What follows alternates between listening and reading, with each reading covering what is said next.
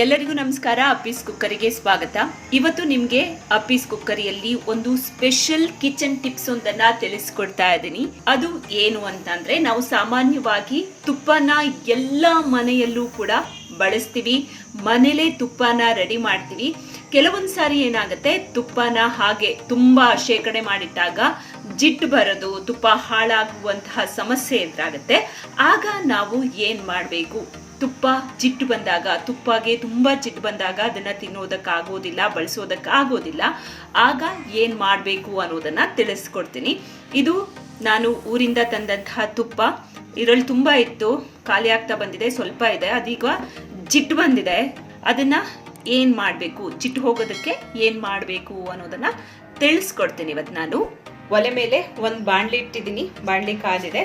ಇದಕ್ಕೆ ಈಗ ಡಬ್ಬದಲ್ಲಿ ತುಪ್ಪ ಇತ್ತಲ್ಲ, ಅದನ್ನ ಹಾಕ್ತಾ ಇದ್ದೀನಿ.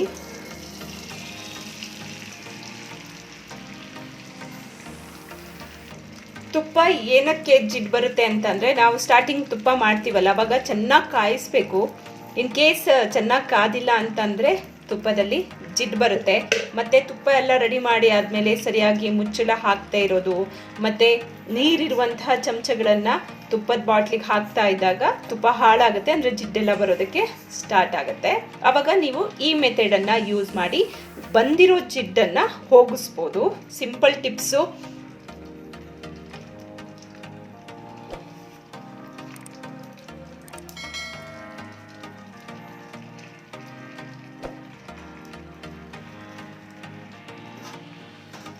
ಗಟ್ಟಿ ಇದ್ದಿದ್ದ ತುಪ್ಪ ನಿಧಾನಕ್ಕೆ ಕರಗ್ತಾ ಇದೆ.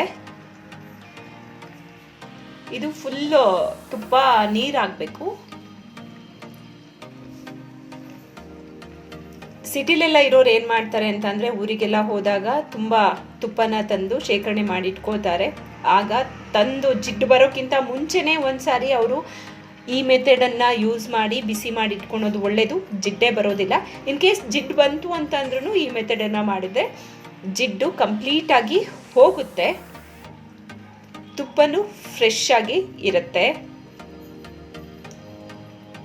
ಈಗ ತುಪ್ಪ ಚೆನ್ನಾಗಿ ನೀರಾಗಿದೆ, ಕರಗಿದೆ. ಇದಕ್ಕೀಗ ನಾನು ವೀಳ್ಯದೆಲೆನ ಯೂಸ್ ಮಾಡ್ತಾ ಇದ್ದೀನಿ. ವೀಳ್ಯದೆಲೆ ನಿಮಗೆ ಗೊತ್ತು, ಆರೋಗ್ಯಕ್ಕೆ ಅಮೃತ. ಹಲವಾರು ಮನೆಮದ್ದುಗಳನ್ನು ಈ ವೀಳ್ಯದೆಲೆಯಿಂದ ನಾವು ಮಾಡಬಹುದು. ಆಯುರ್ವೇದದಲ್ಲಿ ತುಂಬಾನೇ ಮಹತ್ವವನ್ನು ಕೊಡಲಾಗಿದೆ ವೀಳ್ಯದೆಲೆಗೆ. ಈ ವೀಳ್ಯದೆಲೆನ ಇದು ತುಪ್ಪ ಕಾದ್ಮೇಲೆ ಇದಕ್ಕೆ ಹಾಕಬೇಕು. ಈ ರೀತಿಯಾಗಿ ಹಾಕಬೇಕು.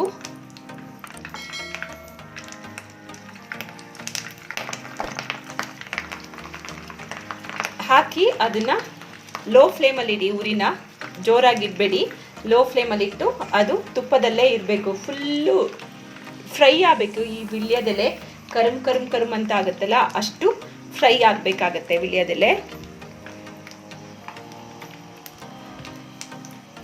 ತುಂಬ ತುಪ್ಪ ತಂದು ಮನೇಲಿ ಇಟ್ಟಿರ್ತೀವಿ, ಜಿಡ್ಡು ಬಂದರೆ ಅದು ತಿನ್ನೋದಕ್ಕೆ ಆಗೋದಿಲ್ಲ, ಯೂಸ್ ಮಾಡೋದಕ್ಕಾಗಲ್ಲ. ಜಿಡ್ಡು ಬಂದರೆ ಮುಖಕ್ಕೆ ಹೊಡೆದಂಗೆ ಆಗುತ್ತೆ ತಿನ್ನಬೇಕಾದ್ರೆ. ಆಗ ನೀವು ಈ ಟಿಪ್ಸನ್ನು ಅನುಸರಿಸ್ಬೋದು. ಮತ್ತು ಇನ್ನೊಂದೇನು ಅಂತಂದರೆ, ಕೆಲವರು ತುಳಸಿ ಸೊಪ್ಪು ಕೂಡ ಯೂಸ್ ಮಾಡಿ ಜಿಡ್ಡನ್ನು ತೆಗಿತಾರೆ ತುಪ್ಪದಲ್ಲಿ ಇದ್ದಿದ್ದು. ಸ್ವಲ್ಪ ತುಪ್ಪ ಅಲ್ಲ, ಅದಕ್ಕೆ ಒಂದು ವೀಳ್ಯದೆಲೆ ಸಾಕು.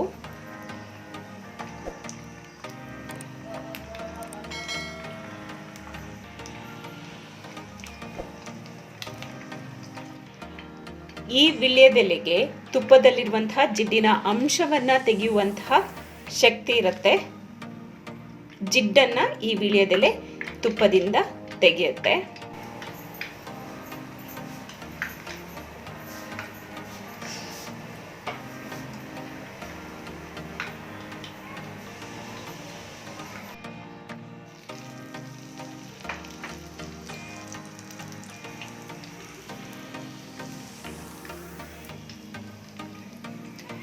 ಇದು ಇನ್ನೂ ಕಾಯಬೇಕು, ಇನ್ನೂ ಇದು ಡ್ರೈ ಆಗಬೇಕು. ಜಿಡ್ಡನ್ನ ವೀಳ್ಯದೆಲೆ ಚೆನ್ನಾಗಿ ತೆಗಿಬೇಕು, ಅಷ್ಟು ಕಾಯಬೇಕು. ಇದು ಫುಲ್ ಇವಾಗ ಡ್ರೈ ಆಗಿದೆ. ತುಪ್ಪದ ಜಿಡ್ಡು ಸ್ಮೆಲ್ ಕೂಡ ಹೋಗಿದೆ. ಈಗ ಸ್ಮೆಲ್ ತುಂಬ ಚೆನ್ನಾಗಿ ಬರ್ತಾ ಇದೆ. ಇದ್ರದ್ದು ಸಖತ್ತಾಗಿ ಬರ್ತಾ ಇದೆ. ಜಿಡ್ಡಿಂದ ಏನು ವಾಸನೆ ಬರ್ತಾ ಇತ್ತಲ್ಲ ಅದೆಲ್ಲ ಫುಲ್ಲು ಕ್ಲೀನಾಗಿ ಹೋಗಿದೆ. ಯಾವುದೇ ಜಿಡ್ಡಿನ ಸ್ಮೆಲ್ಲು ಬರ್ತಾ ಇಲ್ಲ. ಚೆನ್ನಾಗಿ ಈ ವಿಳ್ಯದೆಲೆ ಹೀರ್ಕೊಂಡಿದೆ. ಇಷ್ಟು ನಾವು ಲೋ ಫ್ಲೇಮಲ್ಲಿ ಉರಿನ ಇಟ್ಕೊಂಡು ಎಲೆನ ಹಾಕಿ ಇಷ್ಟು ಡ್ರೈ ಆಗೋ ತನಕ ನೋಡ್ಕೋಬೇಕು. ಚೆನ್ನಾಗಿ ಕಾಯಿಸ್ಬೇಕು. ಆಗ ತುಪ್ಪದಲ್ಲಿದ್ದಂತಹ ಜಿಡ್ಡೆಲ್ಲ ಹೋಗ್ಬಿಡುತ್ತೆ. ನಾನಿವಾಗ ಸ್ಟವ್ನ ಆಫ್ ಮಾಡ್ತಾ ಇದ್ದೀನಿ. ಸ್ವಲ್ಪ ತುಪ್ಪನ ಆರೋದಕ್ಕೆ ಬಿಡ್ತೀನಿ. ಆಮೇಲೆ ಒಂದು ಡಬ್ಬಕ್ಕೆ ಹಾಕ್ಕೊಂಡು ನೀಟಾಗಿ ಮುಚ್ಚಳನ ಹಾಕಿಟ್ರೆ ತುಪ್ಪ ಏನೂ ಕೂಡ ಆಗಲ್ಲ. ಸಖತ್ತಾಗಿರುತ್ತೆ ತುಪ್ಪ ಆರಿದೆ. ಇದನ್ನ ನಾನು ಇವಾಗ ಒಂದು ಡಬ್ಬಕ್ಕೆ ಹಾಕುತ್ತಾ ಇದ್ದೀನಿ. ಎಲೆನ ಫಸ್ಟು ತಕ್ಕೋಬೇಕು. ತಕ್ಕೊಂಡಾದ್ಮೇಲೆ ತುಪ್ಪನ ಒಂದು ಸೋಸ್ಕೊಂಡು ಆಮೇಲೆ ಒಂದು ಡಬ್ಬಕ್ಕೆ ಹಾಕೊಳ್ಳಿ, ಫಿಲ್ಟ್ರ್ ಮಾಡಿಕೊಂಡು. ಈಗ ಒಂದು ಗಾಜಿನ ಡಬ್ಬಕ್ಕೆ ಹಾಕೊಳ್ತಾ ಇದ್ದೀನಿ ತುಪ್ಪನ. ಘಮ ಘಮ ಘಮ ಘಮ ಅಂತ ಇದೆ.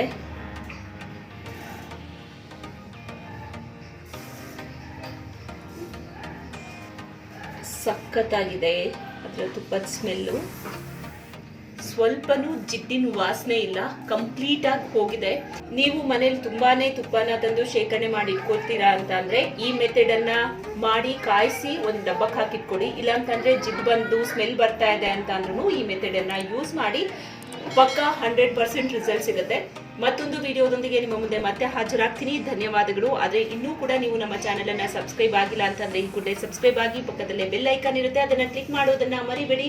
ನಮ್ಮ ವಿಡಿಯೋ ನಿಮಗೆ ಇಷ್ಟ ಆಯ್ತು ಅಂತಂದ್ರೆ ಲೈಕ್ ಮಾಡಿ, ಆದಷ್ಟು ಶೇರ್ ಮಾಡಿ. ಧನ್ಯವಾದಗಳು.